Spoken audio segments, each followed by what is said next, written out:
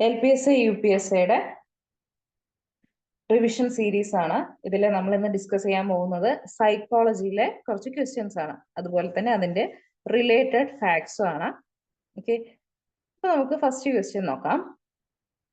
Gene പിയാഷയുടെ അഭിപ്രായത്തിൽ ഞാൻ കരഞ്ഞാൽ അമ്മ വരും, വസ്തുക്കൾ താഴെയിട്ടാൽ ഒച്ചയുണ്ടാവും എന്നിങ്ങനെ കാര്യകാരണ ബന്ധങ്ങളെക്കുറിച്ച് ആദ്യ ധാരണ ഉടലെടുക്കുന്ന വൈജ്ഞാനിക വികാസ ഘട്ടമാണ്. ഇത് ഏത് ഘട്ടത്തിലാണെന്നാണ് ചോദ്യം. ജീൻ പിയാഷയുടെ നമ്മള് സ്റ്റേജസ് പഠിച്ചിട്ടുണ്ടല്ലേ, കോഗ്നിറ്റീവ് ഡെവലപ്മെന്റിന്റെ 4 സ്റ്റേജസ് ഉണ്ട്. ഒന്നാമത്തെ സ്റ്റേജ് ആണ് ഇന്ദ്രിയ ചാലക ഘട്ടം അല്ലെങ്കിൽ സംവേദക ചാലക ഘട്ടം. ഇതില് ചോദ്യം ഞാൻ കരഞ്ഞാൽ അമ്മ വരും, അതുപോലെ തന്നെ വസ്തുക്കൾ താഴെയിട്ടാൽ ഒച്ചയുണ്ടാവും എന്നിങ്ങനെയുള്ള കാര്യകാരണങ്ങളാണ്. ഇപ്പൊ ഇവിടെ നമുക്കൊരു സ്റ്റിമുലസ് ഉണ്ടാവുന്നു, അതിനനുസരിച്ച് റെസ്പോൺസ് ഉണ്ടാവുന്നു എന്നുള്ള രീതിയിലാണ് കുട്ടി മനസ്സിലാക്കുന്നത്. അതുകൊണ്ട് ഇവിടത്തെ ഉത്തരം എന്ന് പറയുന്നത് ഓപ്ഷൻ ഡി, സംവേദക ചാലക ഘട്ടമാണ്. ഓക്കെ, ഇനി ഇതില് ജീൻ പിയാഷയുടെ കോഗ്നിറ്റീവ് സ്റ്റേറ്റ്സ് 4 തരത്തിലാണ് നമുക്ക് ഉള്ളത്. ഒന്നാമത്തതാണ് ഇന്ദ്രിയ ചാലക ഘട്ടം അല്ലെങ്കിൽ സംവേദക ചാലക ഘട്ടം എന്ന് പറയുന്നത്. അത് 0 to 2 years ആണ്. ഇതിലുള്ള പ്രായം കൂടെ നോക്കി വെക്കുക കേട്ടോ. 0 മുതൽ 2 വയസ്സ് വരെയാണ് ഇന്ദ്രിയ ചാലക ഘട്ടത്തിന്റെ അല്ലെങ്കിൽ സംവേദക ചാലക ഘട്ടത്തിന്റെ പ്രായം എന്ന് പറയുന്നത്. അതുപോലെ റിഫ്ലക്സുകൾ, സംവേദനം, ചലനം തുടങ്ങിയവയിലൂടെയാണ് കുട്ടി ചുറ്റുപാടുമുള്ള കാര്യങ്ങളെ ഗ്രഹിക്കുന്നത്. അതുപോലെ ഈ സമയത്താണ് കുട്ടി മറ്റുള്ളവരെ അനുകരിക്കാൻ തുടങ്ങുന്നത്, സംഭവങ്ങൾ ഓർത്തു വെക്കാനൊക്കെ ആരംഭിക്കുന്നത് ഈ സമയത്താണ്. അതുപോലെ റിഫ്ലക്സുകളുടെ പ്രവർത്തനത്തിൽ നിന്ന് ബോധപൂർവമായ പ്രവർത്തനങ്ങളിലേക്കുള്ള ഒരു മാറ്റം ഈ പ്രായത്തിലാണ് നടക്കുന്നത്. രണ്ടാമത്തെ ഘട്ടമാണ് പ്രാഗ് മനോവ്യാപാര ഘട്ടം എന്ന് പറയുന്നത്, പ്രീ ഓപ്പറേഷണൽ സ്റ്റേജ് അഥവാ പ്രാഗ് മനോവ്യാപാര ഘട്ടം. ഇത് ഗായാണ് കേട്ടോ, ടൈപ്പ് ചെയ്ത് വന്നപ്പോ അങ്ങനെ ആയിപ്പോയതാണ്. 2 മുതൽ 7 വയസ്സ് വരെയാണ് പ്രാഗ് മനോവ്യാപാര ഘട്ടത്തിന്റെ കാലയളവ് എന്ന് പറയുന്നത്, പ്രീ ഓപ്പറേഷണൽ സ്റ്റേജ് എന്ന് പറയും. ഈ കാലഘട്ടത്തിൽ കുട്ടിയുടെ ഭാഷ, അതുപോലെ വാക്കുകളൊക്കെ വികസിക്കുകയാണ്. അതുപോലെ തന്നെ വസ്തുക്കളെ സൂചിപ്പിക്കുവാൻ ചെയ്യുന്നുണ്ട്, നമ്മൾ സിംബലുകളൊക്കെ ഉപയോഗിച്ചു തുടങ്ങുന്നത് ഈ സമയത്താണ്. അതുപോലെ കുട്ടിക്ക് ഇതില് ഒരു ദിശയിൽ മാത്രമേ ചിന്തിക്കാൻ പറ്റുള്ളൂ. അതായത് ഇപ്പൊ 2 പേരുണ്ടെന്ന് വിചാരിക്കുക. അനിലിന്റെ സഹോദരിയാണ് വിനു എന്ന് വിചാരിക്കാം. ഓക്കെ, അനിലിന്റെ സഹോദരിയാണ് വിനു. അങ്ങനെ വിനുവിന്റെ സഹോദരൻ ആരാണെന്ന് ചോദിച്ചാൽ കുട്ടിക്ക് എന്ത് ചെയ്യാൻ പറ്റില്ല, ചിന്തിച്ചെടുക്കാൻ പറ്റില്ല. റിവേഴ്സിബിലിറ്റി കുട്ടിക്ക് നടക്കില്ല.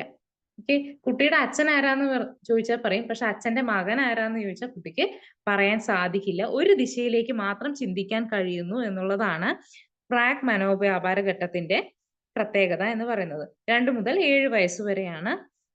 അതുപോലെ കുട്ടി, നമ്മൾ ചെറിയ കുട്ടികളെയൊക്കെ നോക്കിയാൽ അറിയാം, ഒരു ബൊമ്മകളെയൊക്കെ എടുത്ത് ജീവനുള്ള സാധനങ്ങളെ പോലെ ഉപയോഗിക്കുന്നത്. അതായത് എല്ലാ വസ്തുവിനെയും ജീവനുള്ള പ്രത്യേകതകൾ പ്രകടിപ്പിക്കുന്നതായി കരുതുന്നു. അതായത് നമ്മൾ ബൊമ്മയൊക്കെ എടുക്കുന്നു, അതിന് പാല് കൊടുക്കുന്നു, ഇല്ലെങ്കിൽ അതിന് കുളിപ്പിച്ചു കൊടുക്കുന്നു. അതായത് ജീവനുള്ള എന്തോ ഒരു സാധനമായിട്ട് അത് തിരിച്ചറിയുന്നത് ആ കാലഘട്ടത്തിലാണ്. അങ്ങനെ നമ്മൾ കൂടുതൽ ആ സമയത്തൊക്കെ ചെയ്യുന്നത് അങ്ങനെയാണ്. 2 മുതൽ 7 വയസ്സ് വരെയാണ് പ്രാഗ് മനോവ്യാപാര ഘട്ടത്തിന്റെ കാലയളവ് എന്ന് പറയുന്നത്. അനിമിസം എന്ന് നമ്മൾ പറയും.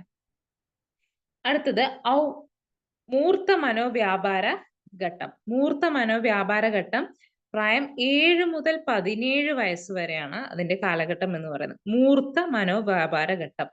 ഇതിൽ എന്താന്ന് വെച്ചാല് കുട്ടിക്ക് കുറച്ചുകൂടെ ചിന്തയിൽ സ്ഥിരതയൊക്കെ വരികയാണ്. കുട്ടികൾക്ക് ചിന്തയില് സ്ഥിരത വരികയാണ്.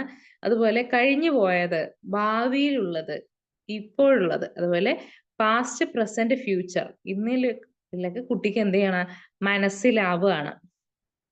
അതുപോലെ ചില സവിശേഷതകളൊക്കെ പരിഗണിച്ചുകൊണ്ട് കുട്ടിക്ക് നിഗമനത്തിലൊക്കെ എത്താൻ സാധിക്കുന്നു. ഇതാണ് കുറച്ചുകൂടെ യുക്തിപൂർവ്വം ചിന്തിക്കാൻ കുട്ടിക്ക് സാധിക്കുന്നത്. അതിലൊക്കെ ഒരുപാട് ചോദ്യങ്ങളൊക്കെ ചോദിക്കുന്നത് ഈ പ്രായത്തിലാണ്. അതുപോലെ 4ാമത്തെ ഘട്ടമാണ് ഔപചാരിക മനോവ്യാപാര ഘട്ടം. 11 വയസ്സ് മുതൽ അല്ലെങ്കിൽ അഡോളസൻസ് പീരീഡും അതിന് ശേഷമാണ്. Greater than 11. പരികൽപ്പനകൾ രൂപീകരിക്കുന്നതിനും അവ പരിശോധിക്കുന്നതിനും കഴിയുന്നു. അതുപോലെ ഒരു കാര്യം കിട്ടിക്കഴിഞ്ഞാൽ അതിന് യുക്തിപൂർവം ആലോചിച്ച് ഒരു പ്രശ്നത്തെ ഒരു കാര്യകാരണ സഹിതം അതിനെ വിലയിരുത്തുന്ന ഒരു കാലഘട്ടമാണ് എന്ത്? ഔപചാരിക മനോവ്യാപാര ഘട്ടം അല്ലെങ്കിൽ ഫോർമൽ ഓപ്പറേഷണൽ സ്റ്റേജ് എന്ന് പറയുന്നത്. 11 വയസ്സിന് മുതലാണ് എന്ത്? ഔപചാരിക മനോവ്യാപാര ഘട്ടം തുടങ്ങുന്നത്. ഓക്കെ, അപ്പോൾ ജീൻ പിയാഷെയുടെ 4 സ്റ്റേജുകളാണ്. 4 സ്റ്റേജുകളിലെയും പ്രത്യേകതകൾ നമ്മൾ പറഞ്ഞു. ഒന്നാമത്തേത് സംവേദക ചാലക ഘട്ടം 0 to 2. രണ്ടാമത്തേത് പ്രാക് മനോവ്യാപാര ഘട്ടം 2 മുതൽ 7 വയസ്സ് വരെ. മൂന്നാമത്തേത് മൂർത്ത മനോവ്യാപാര ഘട്ടം 7 മുതൽ 11 വയസ്സ് വരെ. അതുപോലെ ഔപചാരിക മനോവ്യാപാര ഘട്ടം 11 വയസ്സിന് മുകളിലുള്ള കാലഘട്ടമാണ്. അടുത്ത ചോദ്യം,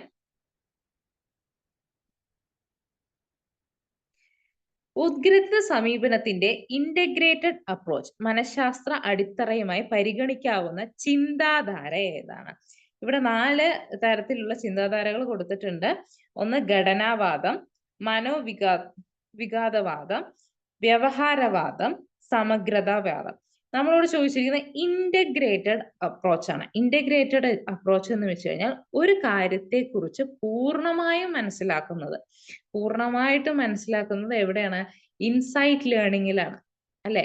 ഇൻസൈറ്റ് ലേണിംഗിലാണ് ഒരു കാര്യത്തെ പൂർണ്ണമായ രീതിയിൽ നമ്മൾ എന്ത് ചെയ്യുക? മനസ്സിലാക്കുന്നത്.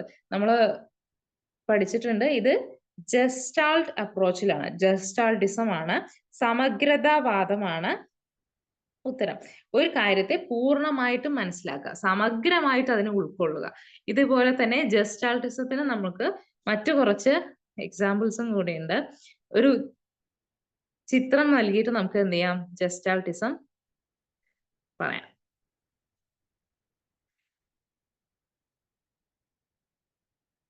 ഓക്കെ, ഇങ്ങനെ ഒരു ചിത്രം തന്നാല്, ഇല്ലെങ്കിൽ ഇത് ലോ ഓഫ് ക്ലോഷർ ആണ് നമ്മൾ പറയാ. അതായത് ഇവിടെ കുറച്ച് നമുക്ക് ഇങ്ങനെ നോക്കുന്ന സമയത്ത് ഇത് കുറെ ഡോട്ട്സ് ആണ്, പക്ഷെ ഇത് എന്തുണ്ട്? ഒരു ട്രയാങ്കിളിന്റെ ഷേപ്പ് ഉണ്ട്, ത്രികോണത്തിന്റെ ഷേപ്പ് ആണ്. ഇത് ജസ്റ്റാൾട്ട് അപ്രോച്ചുമായിട്ട് ബന്ധപ്പെട്ടിട്ടാണ് വരിക. ഇൻസൈറ്റ് ലേണിംഗ്, ഉൾക്കാഴ്ച സിദ്ധാന്തം. അതുപോലെ സമഗ്രതാവാദമാണ് ഇവിടെ തന്നിരിക്കുന്ന ഉത്തരം എന്ന് പറയുന്നത്. All is important than parts. ഒരു കാര്യത്തെ കുറച്ച് കുറച്ചായി മനസ്സിലാക്കുന്ന, അല്ലെങ്കിൽ കുറച്ച് കാര്യങ്ങളിൽ നിന്നും ഒരു മുഴുവനായിട്ടുള്ള കാര്യം ഉടലെടുക്കുന്നതിനേക്കാളും കൃത്യതയും തിരിച്ചറിവും ഉണ്ടാവുന്നത് ഒരു കാര്യത്തെ സമഗ്രമായിട്ട് അതിനെ എന്ത് ചെയ്യാണ്? നോക്കിക്കാണുമ്പോഴാണ്. ഇവിടെ പെർസെപ്ഷന്റെ വിവിധ തലങ്ങൾ നമ്മൾ പഠിക്കുന്നുണ്ട്. ഓക്കെ, ഇനി ജസ്റ്റാൾട്ട് സിദ്ധാന്തം ഉത്ഭവിച്ചത് ജർമ്മനിയിലാണ് കേട്ടോ. ജസ്റ്റാൾട്ട് ജർമ്മനി, ജെഇ നോക്കുക, ജർമ്മനി. അപ്പൊ ജർമ്മനിയിൽ ഉത്ഭവിച്ച അമേരിക്കയിൽ ഡെവലപ്പ് ചെയ്ത സിദ്ധാന്തമാണ് ജസ്റ്റാൾട്ട് സിദ്ധാന്തം എന്ന് പറയുന്നത്. കോഹ്ലർ, കോഫ്ക, വെർത്തിമർ ആണ് ജസ്റ്റാൾട്ട് അപ്രോച്ചിന്റെ, ജസ്റ്റാൾട്ട് സിദ്ധാന്തത്തിന്റെ വക്താക്കൾ എന്ന് പറയുന്നത്. അടുത്ത ചോദ്യം, അതീത ചിന്ത മെറ്റാകോഗ്നിഷൻ എന്ന ആശയം മുന്നോട്ട് വെച്ചത് ആരാണ്? അതീത ചിന്ത, ഫ്ലേവലാണ് മെറ്റാകോഗ്നിഷൻ എന്ന ആശയം മുന്നോട്ട് വെച്ചത്. ഓക്കെ, ഫ്ലേവൽ. അദ്ദേഹം ഒരു അതീത ചിന്ത എന്ന് വെച്ച് കഴിഞ്ഞാൽ എന്താ? നമുക്കുള്ള ഒരു ചിന്ത, അതിനെ നമ്മൾ പൂർണ്ണമായിട്ടും വിലയിരുത്തുക, അല്ലെങ്കിൽ നമ്മുടെ ഒരു ധാരണ, അല്ലെങ്കിൽ നമ്മളുടെ ഒരു ചിന്തയെ നമ്മൾ എന്ത് ചെയ്യണം?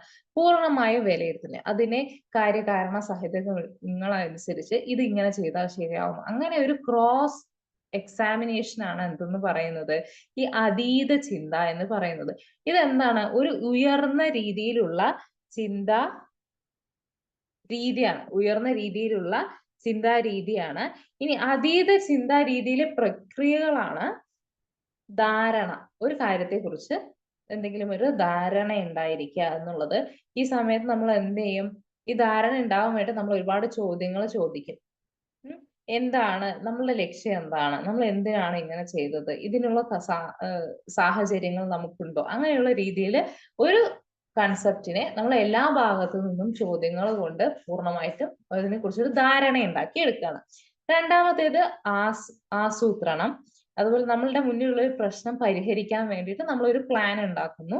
അതിനുശേഷം അതിനെ വിലയിരുത്തുന്നു. പലതരത്തിലുള്ള ചോദ്യങ്ങൾ നമ്മൾ ചോദിക്കും. അതിൽ അനുസരിച്ചിട്ട് നമുക്ക് എന്ത് ചെയ്യാണ്, നമ്മൾ വീണ്ടും ചിന്തിച്ച് നമുക്ക് ഇങ്ങനെ ചെയ്താൽ ഈ പ്രശ്നം സോൾവ് ആകാൻ സാധിക്കുമോ, പ്രോബ്ലം സോൾവിങ് സെക്ഷൻ അല്ലെങ്കിൽ ക്രിയേറ്റിവിറ്റിയുടെ സെക്ഷനിലൊക്കെയാണ് മെറ്റാ കോഗ്നിഷൻ വരുന്നത്. ഇത് മുന്നോട്ട് വെച്ചത് ആരാണ്? ഫ്ലേവൽ ആണ് കേട്ടോ. ഫ്ലേവൽ. ചിന്തയുടെ വിലയിരുത്തലും നിയന്ത്രണവുമാണ് അതീത ചിന്ത എന്ന് അഭിപ്രായപ്പെട്ടത് മാർട്ടിനസ് ആണ് കേട്ടോ. മാർട്ടിനസ് ആണ്. ഇതിന് 3 പ്രക്രിയയാണ് ഉള്ളത്. 1 ധാരണ, 2 ആസൂത്രണം, 3 വിലയിരുത്തൽ. അടുത്ത ചോദ്യം, താഴെ കൊടുത്തിരിക്കുന്നവയിൽ തെറ്റായ ജോഡി തിരഞ്ഞെടുക്കുക.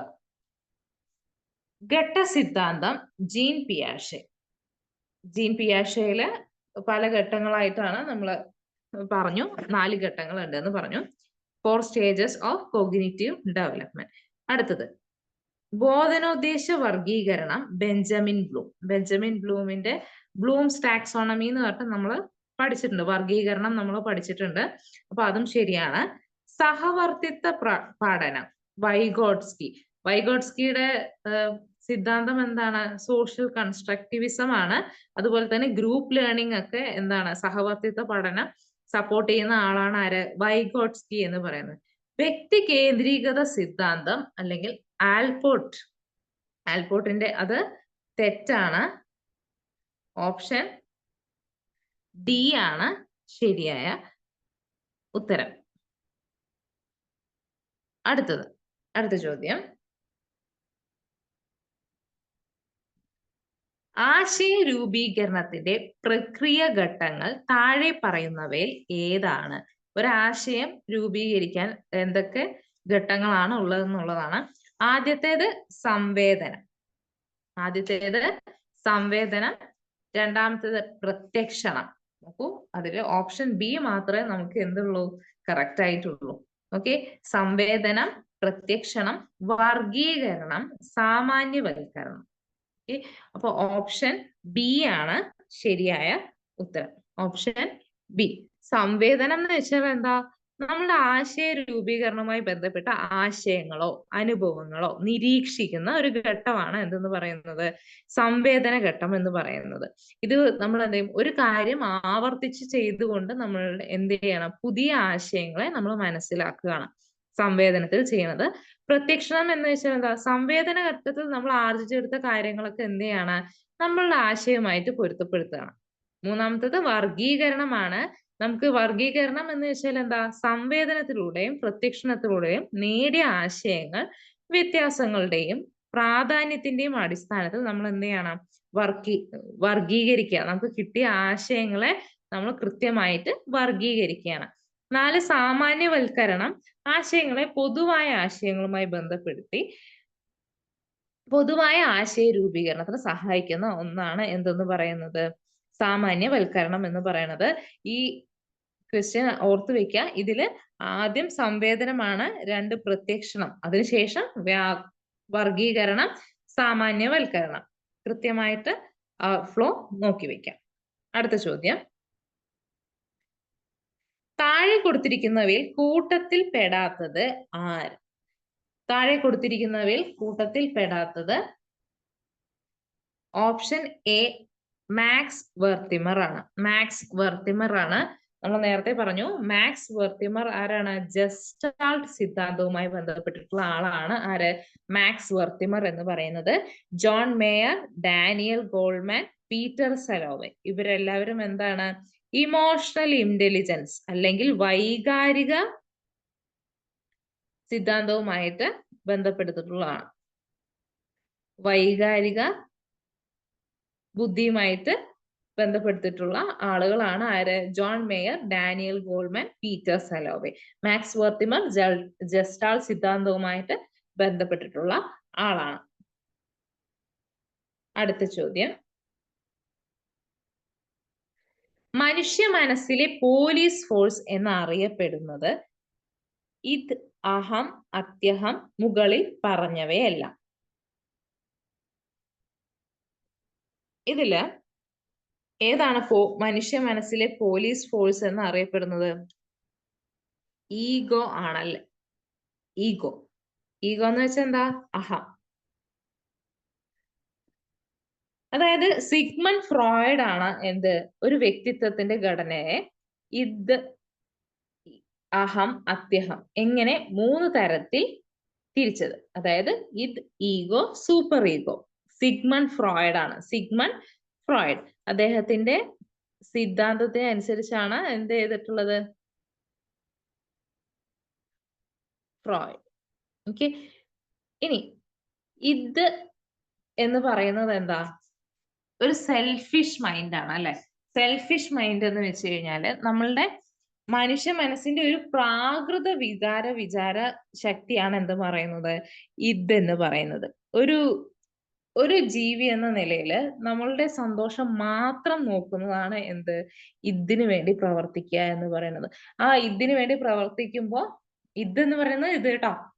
ഇത് ഓക്കെ.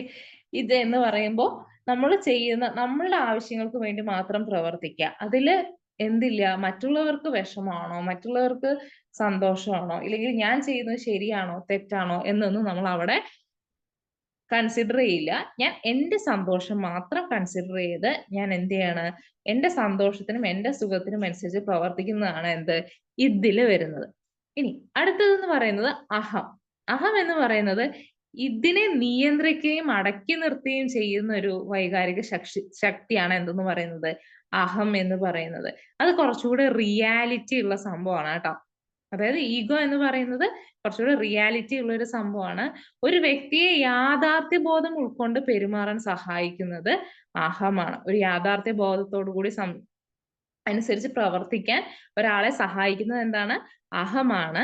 അതുപോലെ തന്നെ ഇതും ഈഗോയും തമ്മിലുള്ള ബന്ധം കുതിരയും കുതിരക്കാരനും തമ്മിലുള്ളതാണെന്ന് ഫ്രോയിഡ് അഭിപ്രായപ്പെട്ടിട്ടുണ്ട്. ഇതും ഈഗോയും തമ്മിലുള്ള ബന്ധം കുതിരയും കുതിരക്കാരനും തമ്മിലുള്ളതാണെന്ന് ഫ്രോയിഡ് അഭിപ്രായപ്പെട്ടിട്ടുണ്ട്.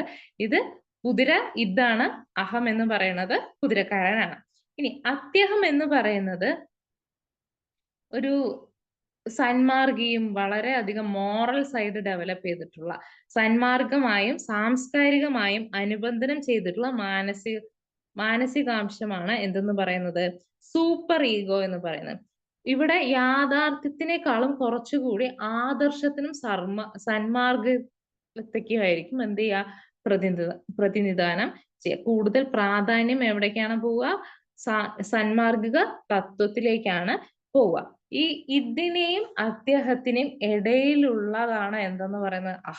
അഹം എന്ന് പറയുന്നത് ഇതിനെയും അത്യഹത്തിന്റെയും ഇടയിലുള്ള ഒരു ബ്രിഡ്ജാണ് എന്തെന്ന് പറയുന്നത്? അഹം എന്ന് പറയുന്നത്. ഇത് രണ്ടിനെയും നമ്മൾ കൺട്രോൾ ചെയ്ത് കൃത്യമായ ഒരു രീതിയിൽ കൊണ്ടുപോകുമ്പോഴാണ് ഒരാൾക്ക് നല്ല രീതിയിൽ പ്രവർത്തിക്കാൻ കഴിയുക.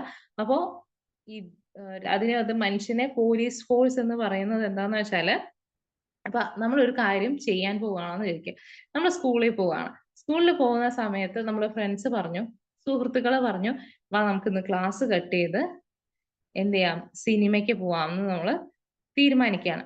ഇവിടെ ഞാൻ എന്റെ സന്തോഷം മാത്രം തീരുമാനിക്കുകയാണെങ്കിൽ ഞാൻ എന്ത് സംഭവിക്കും? ക്ലാസ് കട്ട് ചെയ്തിട്ട് സിനിമയ്ക്ക് പോകും. അവിടെ എന്റെ മനസ്സിൽ ആരാണ് വിജയിച്ചത്? ഇതാണ് വിജയിച്ചിരിക്കുന്നത് അല്ലെ. ഇനി നമ്മൾ അവിടെ വിചാരിക്കുകയാണ്, അല്ല ഞാൻ സിനിമയ്ക്ക് പോകുന്നത് ശരിയല്ല, എന്നെ സ്കൂളിലേക്ക് വിട്ടിരിക്കുന്നത് പഠിക്കാനായിട്ടാണ്, എന്റെ വീട്ടുകാരെ സ്കൂളിലേക്കാണെന്ന് പറഞ്ഞിട്ടാണ് എന്നെ അയച്ചിട്ടുള്ളത്. അപ്പൊ ഞാൻ എന്ത് ചെയ്യണം? അവിടെ പോവരുത്, തിരിച്ച് വരണം, സ്കൂളിലേക്ക് പോണം. അങ്ങനെ മനുഷ്യനെ എന്ത് ചെയ്യാൻ നിയന്ത്രിക്കുന്ന ഒരു ഫോഴ്സാണ് എന്ത് പറയുന്നത്? അഹം എന്ന് പറയുന്നത്. ഓക്കെ. അടുത്ത ചോദ്യം. ഒരു ക്ലാസ്സിൽ സോഷ്യോഗ്രാം തയ്യാറാക്കിയപ്പോൾ ലീന എന്ന കുട്ടി അനുവിനെയും അനു എന്ന കുട്ടി കരിഷ്മയെയും കരിഷ്മ ലീനയെയും കൂട്ടുകാരായി നിർദ്ദേശിച്ചതായി കണ്ടു. ഇത്തരം കൂട്ടങ്ങളുടെ പേരാണ്, ഇത്തരം കൂട്ടുകൾ നമ്മൾ സോഷ്യോഗ്രാം പഠിക്കാറുണ്ട് അല്ലെ. അതായത് സോഷ്യോഗ്രാമിൽ എങ്ങനെയാന്ന് വെച്ചാൽ ഒരു ക്ലാസ്സിലെ കുട്ടികളെ നമ്മൾ എന്ത് ചെയ്യാണ്?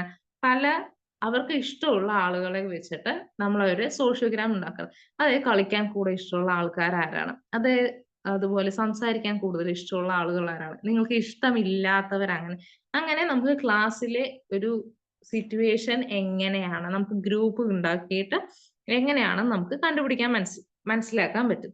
ഇവിടെ നമുക്ക് നോക്കുക, ലീന എന്ന കുട്ടി എന്ത് ചെയ്യാണ്, അനുവിനെയും ഇങ്ങനെയാണ് സോഷ്യോഗ്രാം ക്രിയേറ്റ് ചെയ്യുക. അനു എന്ന കുട്ടി അനു ആരെയാണ്, കരിഷ്മയാണ് ചൂസ് ചെയ്തിരിക്കുന്നത്. കരിഷ്മ ലീനയെയും കൂട്ടുകാരായി നിർദ്ദേശിച്ചതായി കണ്ടു. ഇങ്ങനെ കൂട്ടങ്ങളുടെ പേരാണ് എന്തെന്ന് പറയണത്, ഇങ്ങനെയുള്ള കൂട്ടങ്ങളുടെ പേരാണ് ക്ലിക്കുകൾ എന്ന് പറയുന്നത്. എന്തെന്നാ പറയുന്ന, ക്ലിക്കുകൾ.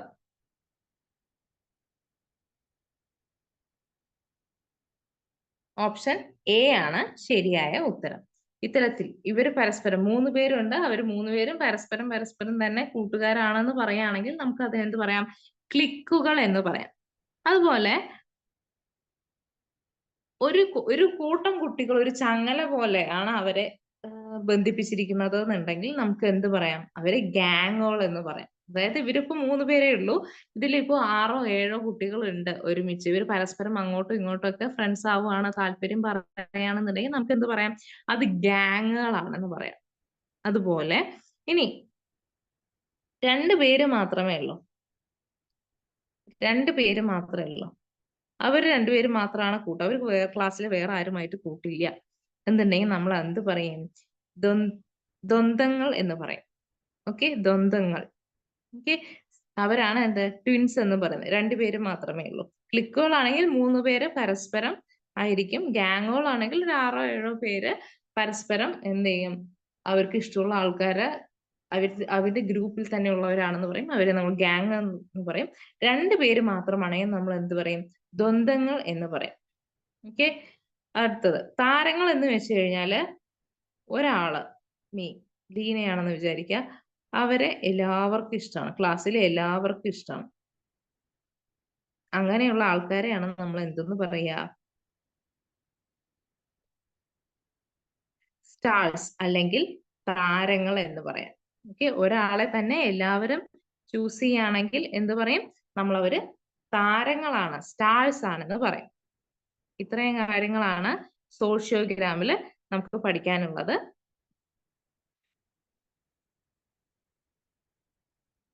അടുത്ത ചോദ്യം, ഇതുപോലെ സോഷ്യോഗ്രാമിന്റെ ഉപജ്ഞാതാവ് എന്ന് പറയുന്നത് JL മൊറേനോ ആണ് കേട്ടോ. JL മൊറേനോ ആണ് എന്ത്, സമൂഹമിതിയുടെ ഉപജ്ഞാതാവ് എന്ന് പറയുന്നത്. അടുത്ത ചോദ്യം, ജയകൃഷ്ണൻ ഒരു നാവികനാണ്, കുമാർ ഒരു ആർക്കിടെക്റ്റ് ആണ്, ഇവരിൽ കാണപ്പെടുന്ന ഏത് ബഹുമുഖ ബുദ്ധിയാണ്? ബഹുമുഖ ബുദ്ധിയുടെ സിദ്ധാന്തത്തിന്റെ ഉപജ്ഞാതാവാണ് ഹവാർഡ് ഗാർഡ്നർ കേട്ടോ. ഹവാർഡ് ഗാർഡ്നറിനനുസരിച്ച് മൾട്ടിപ്പിൾ ഇന്റലിജൻസ് പറയാറുണ്ട്. മൾട്ടിപ്പിൾ ഇന്റലിജൻസ് പറയുന്ന ഗ്രന്ഥമാണ്, ഹവാർഡ് ഗാർഡ്നറിന്റെ ഗ്രന്ഥമാണ് എന്ത്, ഫ്രെയിംസ് ഓഫ് മൈൻഡ് എന്ന് പറയുന്നത്.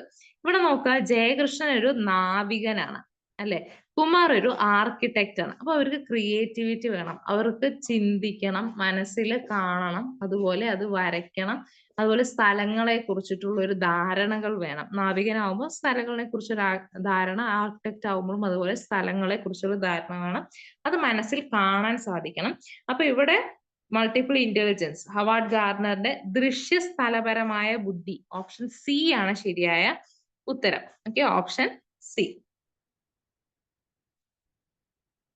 അടുത്ത ചോദ്യം, സ്കൂൾ പ്രായം എന്ന് എറിക്സൺ വിളിച്ച കാലഘട്ടമാണ് എന്ത്?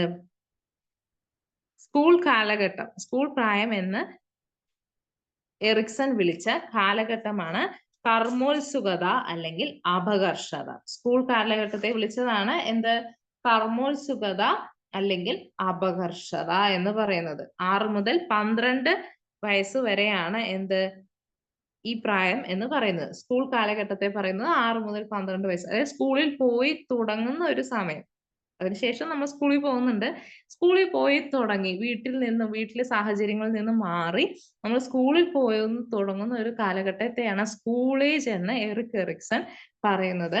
അതുപോലെ എറിക്സൺ ഏകദേശം 8 എന്തുണ്ട് മനോസാമൂഹിക വികാസ ഘട്ടങ്ങളുണ്ട്. വിശ്വാസം, അവിശ്വാസം, അതുപോലെ സ്വേച്ഛാ പ്രവർത്തനം, സംശയം, സന്നദ്ധത, കുറ്റബോധം, കർമ്മോത്സുകത, അപകർഷതാബോധം, സത്യബോധം, വ്യക്തിത്വ ശങ്ക, അടുപ്പം, ഏകാഗ്രത, ക്രിയാത്മകത, മന്ദത, സമ്പൂർണതാബോധം വേഴ്സസ് നിരാശ. ഇതില് എല്ലാ കാലഘട്ടം, അതിന്റെ പ്രായം, അതിൽ വിജയിച്ചു കഴിഞ്ഞാൽ അവർക്ക് എന്തുണ്ടാവും, അവർക്ക് അതും കൂടെ ഒന്ന് നോട്ട് ചെയ്ത് വെക്കണം കേട്ടോ. അപ്പൊ സ്കൂൾ പ്രായം എന്ന് എറിക്സൺ വിളിച്ച കാലഘട്ടമാണ് കർമ്മോത്സുകത, അപകർഷത എന്ന് പറയുന്നത്. അതിന്റെ പ്രായം എന്ന് പറയുന്നത് 6 മുതൽ 12 വയസ്സ് വരെയാണ്. അതുപോലെ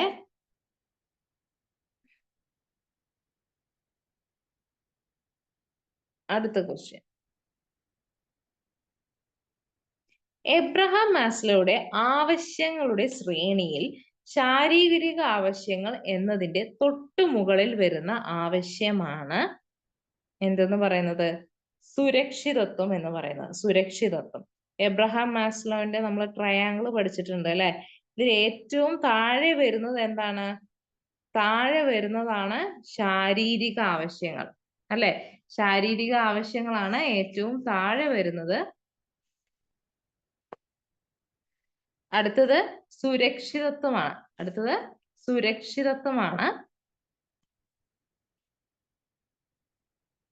വീണ്ടും ശാരീരിക ആവശ്യങ്ങളാണ് ആദ്യത്തേത്, ശാരീരികം.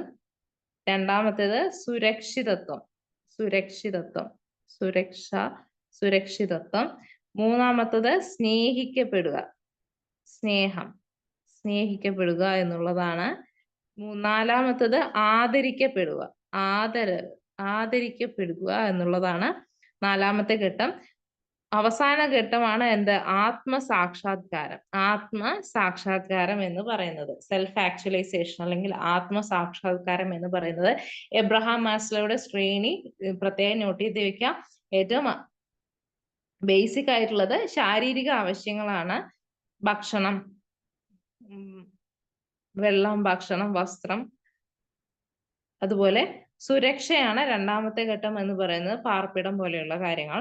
സ്നേഹിക്കപ്പെടുക, അടുത്തത് ആദരിക്കപ്പെടുക, അവസാനം ആത്മസാക്ഷാത്കാരമാണ്. അടുത്ത ചോദ്യം, ബുദ്ധിയുടെ ജി ഘട്ടത്തിന്റെ സവിശേഷതകളിൽ പെടാത്തത് ഏത്? നമുക്ക് ബുദ്ധിയുടെ ജി ഘട്ടം എന്ന് പറയുമ്പോൾ നമുക്ക് 2 ഘട്ടമാണുള്ളത്. ദ്വിഘടന സിദ്ധാന്തം കൊണ്ടുവന്നത് ചാൾസ് സ്പിയർമാൻ ആണ്. ദ്വിഘടന സിദ്ധാന്തം. ഇതിൽ 2 ഘടകമുണ്ട്. ഒന്ന് ജി ഫാക്ടറും രണ്ടാമത്തത് എസ് ഫാക്ടറും. ജി ഫാക്ടറും അതുപോലെ തന്നെ എസ് ഫാക്ടറുമാണ് 2 ഘടകം എന്ന് പറയുന്നത്. ഇത് കൊണ്ടുവന്നത് ചാൾസ് സ്പിയർമാൻ ആണ്. ഈ ജി ഫാക്ടർ എന്ന് പറയുന്നത് എന്താണ്? പൊതുഘടകമാണ്. പൊതുഘടകത്തിനാണ്, ജനറൽ ഫാക്ടറാണ് പൊതുഘടകം. എസ് ഫാക്ടർ എന്ന് പറയുന്നത് പ്രത്യേക ഘടകമാണ്, സ്പെസിഫിക് ഫാക്ടർ. ഓക്കെ, ഇനി പൊതുഘടകത്തിൽ എന്തൊക്കെ വരും? ഓരോ വ്യക്തിയുടെയും ഏതൊരു മാനസിക പ്രക്രിയയിലും ജി ഫാക്ടർ ഏറിയോ കുറഞ്ഞോ ഇരിക്കും. അതുപോലെ ജി ഫാക്ടർ എന്ന് പറയുന്നത് എന്താണ്? ഒരു സ്ഥിര ഘടകമാണ്. അത് ജന്മസിദ്ധമാണ്. ജി ഫാക്ടർ എന്ന് പറയുന്നത് സ്ഥിര ഘടകമാണ്, ജന്മസിദ്ധമാണ്. ഇത് എന്താണ്? പൊതുവായ എല്ലാവരിലും കാണപ്പെടുന്ന ഒന്നാണ്. ഓക്കെ, എല്ലാ പ്രവർത്തനങ്ങളിലും കാണപ്പെടുന്ന ഒന്നാണ്. അളവ് കൂടുന്നതനുസരിച്ച് കുട്ടിയുടെ ജീവിത വിജയം കൂടും. ഓക്കെ, അതാണ് എന്ത്? ജനറൽ ഘടകം എന്ന് പറയുന്നത്. നമുക്ക് എസ് ഫാക്ടർ എന്ന് പറയുന്നത് എന്താ? പരിസ്ഥിതിയിൽ നിന്നും ആർജിക്കുന്നതാണ് എന്തെന്ന് പറയുന്നത്? പരിസ്ഥിതിയിൽ നിന്നും ആർജിക്കുന്നതാണ് സ്പെസിഫിക് അല്ലെങ്കിൽ പ്രത്യേക ഘടകം എന്ന് പറയുന്നത്. ഒരു വ്യക്തിയുടെ ഓരോ പ്രവർത്തനങ്ങളിലും വ്യത്യസ്ത രീതിയിൽ പ്രവർത്തിക്കുന്നു. ഇത് ഒരു എസ് ഫാക്ടറിന്റെ അളവില് വ്യത്യാസങ്ങൾ ഉണ്ടാവാൻ സാധ്യതയുണ്ട്. ഇവിടെ ജി ഘടകത്തിന്റെ സവിശേഷതയിൽ പെടാത്തത് ഏത് എന്ന് ചോദിക്കുമ്പോൾ ജന്മസിദ്ധമാണ്, സ്ഥിരമാണ്, പൊതുവായ മാനസിക ശക്തി വിശേഷണമാണ്. ഇത് പരിസ്ഥിതിയിൽ നിന്നും ആർജിക്കപ്പെടുന്നു എന്നുള്ളതല്ല, അത് സ്പെസിഫിക് ഫാക്ടർ അല്ലെങ്കിൽ പ്രത്യേക ഘടകത്തിൽ ഉൾപ്പെടുന്നതാണ്. അടുത്തത്, ലൈംഗിക ചൂഷണം കൂടി വരുന്ന ഈ കാലഘട്ടത്തിൽ കൗമാരക്കാർക്ക് വളരെ അത്യാവശ്യമായി നൽകേണ്ട കൗൺസിലിംഗ് ആണ് സുഗര കൗൺസിലിംഗ്, പ്രതിരോധ കൗൺസിലിംഗ്, പ്രതിസന്ധി നിവാരണ കൗൺസിലിംഗ്, വികസന കൗൺസിലിംഗ്. നമുക്കറിയാം, നമ്മളുടെ നാട്ടിലുള്ള എന്തോ ഒരു പൊതുവായിട്ടുള്ള ഒരു പ്രശ്നത്തെ കാണിച്ച് കുട്ടികളെ ബോധവൽക്കരിക്കാൻ ശ്രമിക്കുകയാണ്. അപ്പൊ അത് എങ്ങനെയാണ്? അതായത് കുട്ടികൾക്കെതിരെയുള്ള ചൂഷണങ്ങളെ അവർ പ്രതിരോധിക്കുന്ന രീതിയിലുള്ള കൗൺസിലാണ്, അതായത് പ്രതിരോധ കൗൺസിൽ. ഓപ്ഷൻ ബി ആണ് ശരിയായ ഉത്തരം എന്ന് പറയുന്നത്. മാനസിക സഹായം ആവശ്യമുള്ള വ്യക്തിയാണ് ആര്? ക്ലയന്റ് എന്ന് പറയുന്നത്. അവർക്ക് പരിശീലനമുള്ള ഒരു വ്യക്തി സഹായിക്കുകയാണെങ്കിൽ അയാളാണ് എന്ത്? കൗൺസിലർ എന്ന് പറയുന്നത്. ഇവർ തമ്മിൽ നല്ല രീതിയിലുള്ള ഒരു ആശയവിനിമയം ഉണ്ടായിരിക്കണം എന്നുള്ളതാണ്. ഓക്കെ, എന്തെങ്കിലും ഒരു കുട്ടിയുടെ അല്ലെങ്കിൽ കുറച്ച് കുട്ടികളുടെ വ്യക്തിത്വ വികാസത്തിന് അല്ലെങ്കിൽ അവരുടെ ഡെവലപ്മെന്റിന് വേണ്ടിയിട്ട് നമ്മൾ ചെയ്യുന്നതാണെങ്കിൽ എന്താണ് അത്? വികസന കൗൺസിലിംഗ് ആണ്. കുട്ടികളെ കൂടുതൽ ബോധവാന്മാരാക്കി അവർക്കുണ്ടാവുന്ന എന്തെങ്കിലും ഒരു ചൂഷണം അതിനെ പ്രതിരോധിക്കാൻ വേണ്ടിയിട്ട് അവരെ പ്രതിരോധനം അവർക്ക് ആർജിച്ചെടുക്കാൻ വേണ്ടിയിട്ടുള്ളതാണെങ്കിൽ നമ്മൾ അതിനെ എന്ത് ചെയ്യും? പ്രതിരോധ കൗൺസിലിംഗ് എന്ന് പറയും. ഓക്കെ, അടുത്ത ചോദ്യം. പഠിതാക്കൾക്ക് അഹംബോധവും അവർ മുൻപ് പരിചയപ്പെട്ട ആത്മാദരം, ആത്മാഭിമാനം തുടങ്ങിയ ആശയങ്ങളുമായി താരതമ്യം ചെയ്യുന്നതിന് അവസരം നൽകണം. ഇത് ആരുടെ തത്വമാണ്? ഇത് ആരുടെ തത്വമാണ് എന്നുള്ളതാണ് ചോദ്യം. ഇത് ഓപ്ഷൻ ബി കാൾ റോജേഴ്സ് ആണ് കേട്ടോ. കാൾ റോജേഴ്സിന്റെ തത്വമാണ്. ആത്മാവബോധ സിദ്ധാന്തത്തിന്റെ ഉപജ്ഞാതാവാണ് ആര്? കാൾ റോജേഴ്സ് എന്ന് പറയുന്നത്. കാൾ റോജേഴ്സിന്റെ സിദ്ധാന്തം വ്യക്തി കേന്ദ്രീകൃത സിദ്ധാന്തം എന്നാണ് അറിയപ്പെടുന്നത്. വ്യക്തി കേന്ദ്രീകൃത സിദ്ധാന്തമാണ് അറിയപ്പെടുന്നത് ആരാണ്? കാൾ റോജേഴ്സിന്റെ സിദ്ധാന്തമാണ്. ആത്മാവബോധ സിദ്ധാന്തത്തിന്റെ 2 തലങ്ങളായിട്ട് അദ്ദേഹം പറയുന്നത് ജൈവ വ്യവസ്ഥ, ആത്മാവബോധമാണ്. ഓക്കെ, ഒരു വ്യക്തിയുടെ ബോധപൂർവവും അബോധപൂർവമുള്ള ആകെ തുകയെ പ്രതിനിധാനം ചെയ്യുന്നതാണ് എന്തെന്ന് പറയുന്നത്? ജൈവ വ്യവസ്ഥ എന്ന് പറയുന്നത്. ഒരു വ്യക്തി തന്നെ പറ്റി ആവിഷ്കരിച്ച ധാരണയാണ് എന്തെന്ന് പറയുന്നത്? സെൽഫ് എന്ന് പറയുന്നത്. താൻ ഏത് തരത്തിലാകണം എന്ന വ്യക്തി ആഗ്രഹിക്കുന്നു അതാണ് എന്ത് പറയുന്നത്? ആദർശാത്മകമായ ആത്മാവബോധം എന്ന് പറയുന്നത്. ഓക്കെ, ഇതില് 3 കാര്യങ്ങളാണ് ഉള്ളത്. കാൾ റോജേഴ്സ് ആണ് ആത്മാവബോധ സിദ്ധാന്തത്തിന്റെ ഉപജ്ഞാതാവ് എന്ന് പറയുന്നു. അദ്ദേഹം ഒരു വ്യക്തിയെ 3 തലങ്ങളിലായിട്ടാണ് എന്ത് ചെയ്തിട്ടുള്ളത്? പറഞ്ഞിട്ടുള്ളത്. ഒന്ന്, വ്യക്തിയുടെ ബോധവും അബോധവുമായ ആകെ തുകയാണ് എന്തെന്ന് പറയുന്നത്? ഓർഗാനിസം അല്ലെങ്കിൽ ജൈവ വ്യവസ്ഥ എന്ന് പറയുന്നത്. ഒരു വ്യക്തി തന്നെ ആവിഷ്കരിച്ച ധാരണയാണ് എന്തെന്ന് പറയുന്നത്? സെൽഫ് എന്ന് പറയുന്നത്.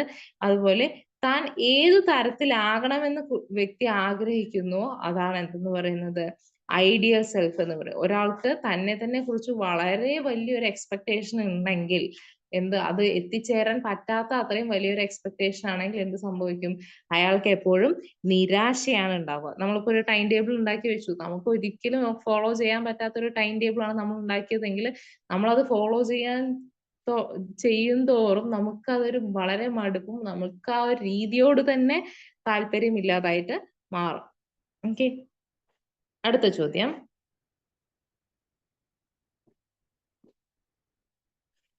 പ്രതിക്രിയാധ്യാപനം ആരുടെ ആശയമാണ്? പ്രതിക്രിയാധ്യാപനം ആരുടെ ആശയമാണ്? Reciprocal learning. എന്താണ്? റെസിപ്രോക്കൽ ലേണിംഗ് ആണ്. വൈഗോട്സ്കിയുടെ ആശയമാണ് എന്തെന്ന് പറയുന്നത്? പ്രതിക്രിയാധ്യാപനം എന്ന് പറയുന്നത്. അടുത്ത ചോദ്യം. ഓർമ്മയുടെ അടിസ്ഥാന ഘട്ടങ്ങളിൽ പെടുന്നത് ഏത്? ഓർമ്മയുടെ അടിസ്ഥാന ഘട്ടങ്ങളിൽ പെടുന്നത് ഏത്? ഓപ്ഷൻ എ ധാരണ, ബി അനുസ്മരണം, സി തിരിച്ചറിവ്. ഓർമ്മയുടെ അടിസ്ഥാന ഘടകങ്ങൾ എന്താ? ഒന്ന് പഠനം, ധാരണ, അനുസ്മരണം, തിരിച്ചറിവ്. മുകളിൽ പറഞ്ഞവയെല്ലാം ഓപ്ഷൻ ഡി ആണ് ശരിയായ ഉത്തരം. ഓർമ്മയുടെ അടിസ്ഥാന ഘട്ടങ്ങൾ ആദ്യം പഠിക്കുക, അതിനെക്കുറിച്ചൊരു ധാരണ ഉണ്ടാക്കുക, അതിനുശേഷം അതിനെ റീകോൾ ചെയ്യുക, അനുസ്മരിക്കുക, അതിനുശേഷം അതിനെക്കുറിച്ചൊരു തിരിച്ചറിവ് ഉണ്ടാവുക എന്നുള്ളത്. അപ്പോൾ ഈ പറഞ്ഞവയെല്ലാം എന്താണ്? അടിസ്ഥാന ഘടകങ്ങളിൽ പെടുന്നവയാണ്. അടുത്തത്, ചിത്രത്തിൽ 8 രേഖാഖണ്ഡങ്ങളെ 4 സെറ്റ് രേഖാഖണ്ഡങ്ങളായി പ്രത്യക്ഷണം ചെയ്യുന്നു. ഈ പ്രതിഭാസത്തിന്റെ പേരാണ്, ഇവിടെ 8 ഘടകാരേഖകളുണ്ട്.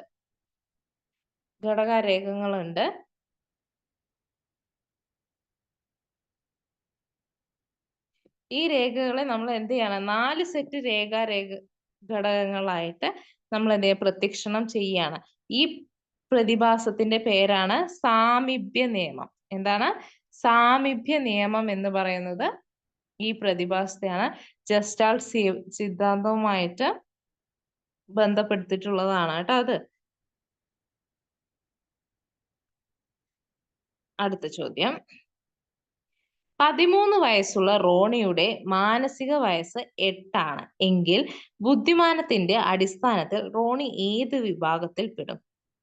ശരാശരി, മൂഢബുദ്ധി, മന്ദബുദ്ധി, ക്ഷീണബുദ്ധി. ഇതില് ഓപ്ഷൻ ബി ആണ് ശരിയായ ഉത്തരം. കുട്ടിക്ക് 13 വയസ്സുണ്ട്, പക്ഷെ ആ കുട്ടി ഒരുപാട് മോശമല്ല, പക്ഷെ ഒരു 8 വയസ്സുകാരന്റെ ബുദ്ധിയെ എന്ത് ചെയ്യുന്നുള്ളൂ? ബുദ്ധിശക്തി ആ കുട്ടി കാണിക്കുന്നുള്ളൂ. അത് മൂഢബുദ്ധിക്ക് എന്താണ്? ആ കുട്ടിക്കുള്ളത് മൂഢബുദ്ധിയാണെന്ന് നമുക്ക് പറയാൻ പറ്റും. അതുപോലെ തന്നെ ഇപ്പോൾ നിലവിലുള്ള ബുദ്ധിയുടെ വർഗീകരണം മുന്നോട്ട് വെച്ചത് ടെർമാൻ എന്ന മനഃശാസ്ത്രജ്ഞനാണ് കേട്ടോ. ടെർമാൻ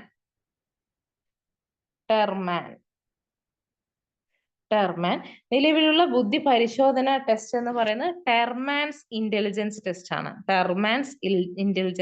ആണ്. ബുദ്ധി പരീക്ഷയുടെ ബുദ്ധിശോധനയുടെ പിതാവ് എന്ന് പറയുന്നത് എന്താണ്?